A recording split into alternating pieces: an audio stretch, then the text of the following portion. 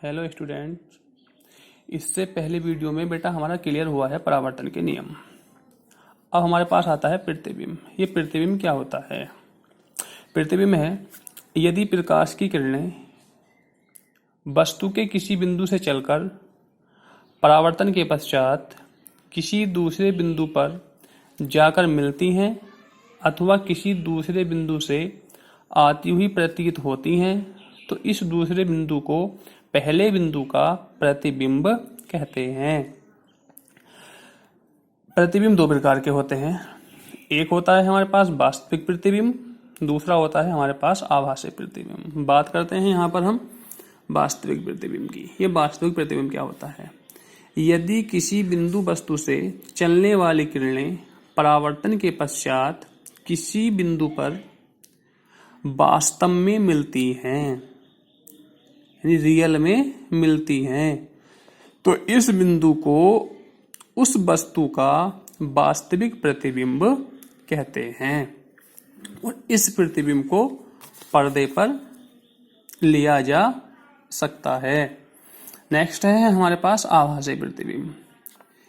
यदि बिंदु वस्तु से चलने वाली किरणें परावर्तन के पश्चात किसी दूसरे बिंदु से आती हुई प्रतीत होती हैं, तो इस बिंदु को उस वस्तु का आभासी प्रतिबिंब कहते हैं और इस प्रतिबिंब को पर्दे पर नहीं लिया जा सकता है, केवल इसका फोटो लिया जा सकता है।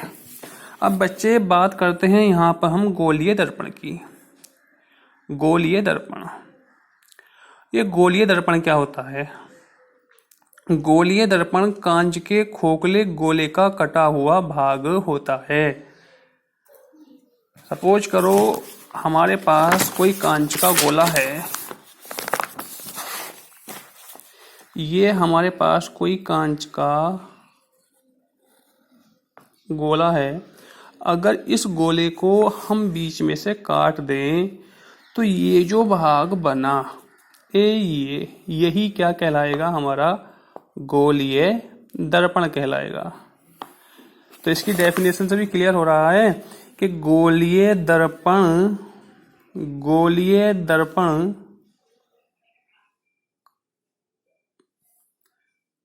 कांच के खोखले गोले का कटा भाग होता है।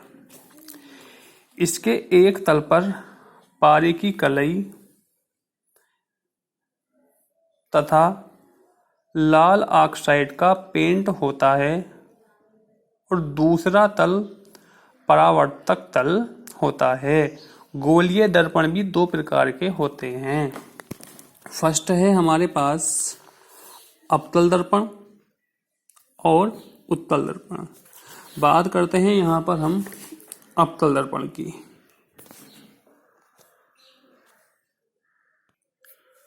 बात कर रहे थे यहाँ पर हम अवतल दर्पण की। तो ये अवतल दर्पण क्या होता है? वह दर्पण जिसमें परावर्तन दबे हुए तल से होता है, अर्थात गोले का भीतरी तल परावर्तक तल होता है, अवतल दर्पण कहलाता है। यानी कि अगर हम बात करते हैं बच्चे यहाँ पर इस दर्पण की, सपोज करो अगर हमने ये बनाया यहाँ पर एक गोला,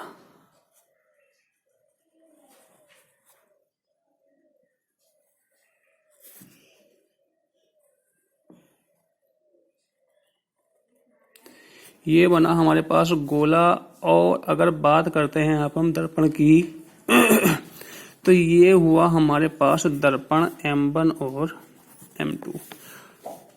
ये जो भाग बना हमारा, अब अवतल दर्पण में क्या होता है? अवतल दर्पण में जो हमारा परावर्तन होता है वो होता है दबे हुए तल से, यानी कि भीतरी तल से। जो किरणें परावर्तित होंगी वो इस भाग से परावर्तित होंगी। इसीलिए इसको हम कहते हैं क्या? अवतल दर्पण। यानी कि वह दर्पण जिसमें परावर्तन दबे हुए तल से होता है अवतल दर्पण कहलाता है। इसके बाद आता है हमारा उत्तल दर्पण। वह दर्पण जिसमें परावर्तन उभरे हुए तल से होता है उत्तल दर्पण कहलाता है। दोनों के डायग्राम हैं हमारे पास। अवतल दर्पण यानी कि जिसमें परावर्तन भीतरी तल से होता है तो वो कहलाता है हमारा अवतल दर्पण, और जिसमें प्रकाश की किरणों का परावर्तन उभरे हुए तल से होता है वो कहलाता है हमारा उत्तल दर्पण। इसके बाद हमारे पास आता है गोलीय दर्पण से संबंधित कुछ डेफिनेशन है। फर्स्ट है हमारे पास वक्रता केंद्र। ये वक्रता केंद्र क्या होता है? उस गोले के केंद्र को जिसका कि दर्पण एक भाग है, दर्पण का वक्रता केंद्र कहते हैं। उस गोले के केंद्र को जिसका कि दर्पण एक भाग है, दर्पण का वक्रता केंद्र कहते हैं। जैसे कि ये हमारा यहाँ पर गोला है, ये है हमारा गोला, और इस गोले का जो ये भाग है, इतना भाग कहला रहा है हमारा दर्पण। परंतु इसका जो केंद्र है, इस गोले का जो केंद्र है वो क्या है हमारा? ये सी है। तो ये जो सी है, इस सी को हम क्या कहेंगे? वक्रता केंद्र कहेंगे। इसके बाद आती है हमारे पास वक्रता त्रिज्या। उस गोले की त्रिज्या को जिसका कि दर्पण एक भाग होता है, दर्पण की वक्रता त्रिज्या कहते हैं। फिर वही, ये हमारे पास गोला है, गोले का एक भाग दर्पण है। अब इसकी जो त्रिज्या है इसकी सी से पी तक की दूरी। तो ये जो दूरी पीसी है, यही क्या कहलाएगी? इसकी वक्रता त्रिज्या कहलाएगी। यानी कि उस गोले की त्रिज्या को जिसका कि दर्पण एक भाग है, दर्पण की वक्रता त्रिज्या कहते हैं। इसके बाद आता है हमारे पास ध्रुव। ये ध्रुव क्या होता है? दर्पण के परावर्तक तल के मध्य बिंदु को दर्पण का ध्रुव कहते हैं। यानी कि ये हमारा है दर्पण, ये है हमारा दर्पण, और दर्पण है ये अवतल दर्पण। इसका जो परावर्तक तल है वो है हमारे पास M1 और M2। अब बेटा इसका जो मिडिल पॉइंट है वो है हमारे पास P। तो ये जो P पॉइंट है, ये P पॉइंट ही इस दर्पण का क्या कहलाएगा? ध्रुव कहलाएगा। डेफिनेशन क्लियर हो रही है इसकी? दर्पण के परावर्तक तल के मध्य बिंदु को दर्पण का ध्रुव कहते हैं। ठीक। इसके बाद आती है हमारे पास मुख्य अक्ष। दर्पण के ध्रुव तथा वक्रता केंद्र को मिलाने वाली रेखा दर्पण की मुख्य अक्ष कहलाती है। दर्पण के ध्रुव यानी कि दर्पण का ध्रुव हुआ हमारे पास P तथा वक्रता केंद्र हुआ हमारे पास C। इसको जो रेखा मिला रही है, ये जो रेखा है, यही रेखा हमारी क्या कहलाएगी? मुख्य अक्ष कहलाएगी। इसके बाद आता है हमारे पास दर्पण का द्वारक। दर्पण के द्वारक की डेफिनेशन है, दर्पण के परावर्तक तल के व्यास को दर्पण का द्वारक कहते हैं। व्यास, अब व्यास क्या है? ये है हमारा दर्पण, ये है हमारा दर्पण। अगर हम बात करते हैं इसके व्यास की, तो व्यास हुआ हमारे पास M1 और M2। M1 और ये डिस्टेंस होती है इसकी व्यास। तो ये जो डिस्टेंस है यानी कि M1 और M2 है, यही क्या कहलाएगा? इसका द्वारक कहलाएगा। क्लियर है डेफिनेशन में कि दर्पण के परावर्तक तल के व्यास को दर्पण का द्वारक कहते हैं।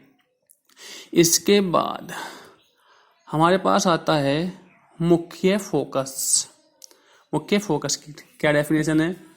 दर्पण की मुख्य अक्ष के समांतर आने वाली प्रकाश की किरणें दर्पण से परावर्तन के पश्चात मुख्य अक्ष के जिस बिंदु पर या तो वास्तव में मिलती हैं या मिलती हुई प्रतीत होती हैं, उस बिंदु को दर्पण का मुख्य फोकस कहते हैं। डेफिनेशन क्लियर होती है बेटा हमारे पास इसकी यहाँ तक।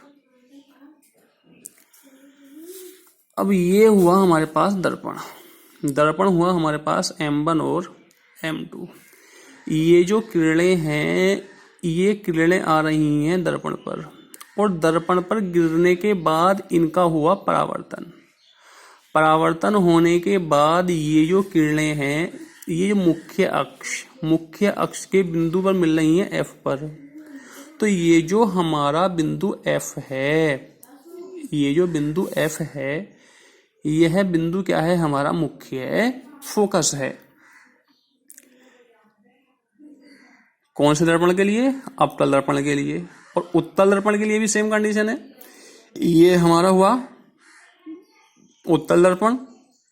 ये आ रही है प्रकाश की किरणें, और प्रकाश की किरणें आपतित हो रही हैं हमारे पास दर्पण पर, और दर्पण पर आपतित होने के बाद जब इनका परावर्तन हुआ, तो परावर्तन होने के बाद ये जो किरणें हैं, ये हमारी बिंदु F से आती हुई हो रही हैं प्रतीत। बिंदु F से आती हुई हो रही हैं प्रतीत। तो ये जो बिंदु F है, ये हमारा क्या कहलाएगा? अब उत्तल दर्पण का कहलाएगा मुख्य फोकस। तो हमारी डेफिनेशन क्लियर हुई है यहाँ से मुख्य फोकस की। यानी दर्पण की मुख्य अक्ष के, ये हमारे पास मुख्य अक्ष थी, इसके समांतर ये जो रेखाएं हैं सब मुख्य अक्ष के समांतर चल रही हैं। दर्पण की मुख्य अक्ष के समांतर आने वाली प्रकाश की किरणें दर्पण से परावर्तन के बाद, परावर्तन के पश्चात मुख्य अक्ष के, परावर्तन इनका जब हो रहा है तो मुख्य अक्ष के जिस बिंदु यानी बिंदु F पर मिलती हैं या मिलती हुई प्रतीत होती हैं, उस बिंदु को दर्पण का मुख्य फोकस कहते हैं। अब कुछ बात यहाँ पर है हमारे पास। अपतल दर्पण का फोकस वास्तविक तथा उत्तल दर्पण का फोकस आभासी होता है। मतलब है हमारे पास जो हमारे पास अवतल दर्पण होता है, उस पर ये किरणें जो हैं ये वास्तव में मिलती हैं। जब वास्तव में मिलती हैं तो ये जो हमारे पास फोकस होता है अवतल दर्पण का, वो होता है हमारे पास वास्तविक। और बात करते हैं हम उत्तल दर्पण की। तो ये जो उत्तल दर्पण का हमारे पास फोकस होता है, यहाँ पर जो किरणें होती हैं वो मिलती हुई केवल प्रतीत होती हैं। तो इसीलिए ये जो उत्तल दर्पण का फोकस होता है, ये होता है हमारे पास आभासी। ठीक, इसके बाद नेक्स्ट है अपतल दर्पण में फोकस F दर्पण के सामने। हाँ, थोड़ा सा और देखो, जो फोकस होता है अपतल दर्पण में वो तो बनता है दर्पण के सामने, और उत्तल दर्पण में जो फोकस बनता है वो बनता है हमारे पास दर्पण के पीछे। ये इनमें डिफरेंस भी है। इसके बाद आती है हमारे पास फोकस दूरी। तो फोकस दूरी को हम क्लियर कर सकते हैं कि दर्पण के ध्रुव से मुख्य फोकस तक की दूरी को दर्पण की फोकस दूरी कहते हैं। दर्पण है हमारे पास M1 M2।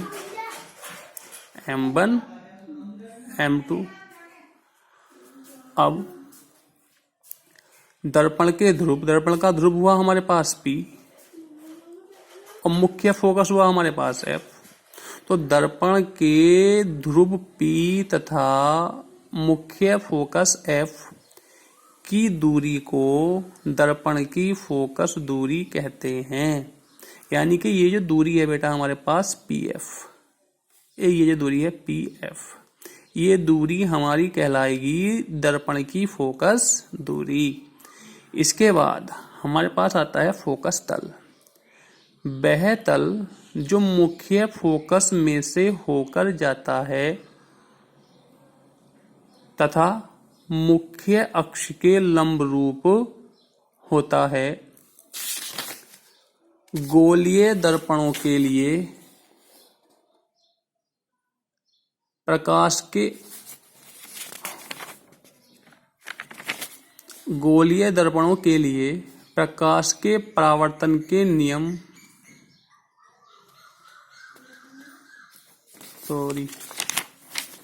बात करते हैं फोकस तल की हम। वह तल जो मुख्य फोकस में से होकर जाता है तथा मुख्य अक्ष के लंबरूप होता है, क्या कहलाता है? हमारा फोकस तल कहलाता है। इसकी डेफिनेशन इतनी ही क्लियर है, अधिक पढ़ने की जरूरत इसको नहीं है, केवल इतनी डेफिनेशन क्लियर है इसकी। वह तल जो मुख्य फोकस में से होकर जाता है, मुख्य अक्ष के लंबरूप होता है, फोकस तल कहलाता है। इसके बाद